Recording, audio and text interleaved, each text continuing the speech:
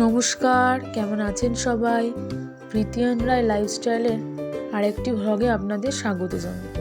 আজ মঙ্গলবার, আজ আমি আর রায় মিলে চলে এসেছি আমাদের এখানকার মা শ্মশানেশ্বরী কালী মন্দিরে পুজো দিতে। সামনেই দেখতেই পাচ্ছেন মার অপরূপ সুন্দর রূপ। এই সেই মন্দিরটিতে উনি প্রতিষ্ঠিতা এবং পাশেই রয়েছে শিবের লিঙ্গ এবং তার পরপর অনেক মন্দির। এখানে রয়েছে বাবা লোকনাথের মন্দির, তার পাশে রয়েছে বজরংবলীর মন্দির।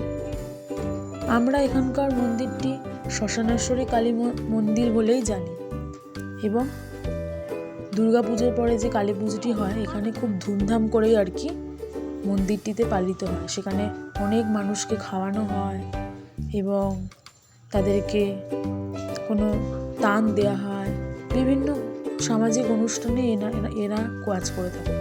তা আমাদের কাছে যেহেতু এই শ্মশানেশ্বরী কালী মন্দির, তো আমি আর রায় ভাবলাম যে যেহেতু পরীক্ষাও শেষ এবং রেজাল্টও বেরিয়ে গেছে, মা বাড়িতে ঘুরতে যাওয়ার পথে এই মন্দিরটিতে পুজো দিয়ে তারপরে আমি আমার বাপের বাড়ি যাব।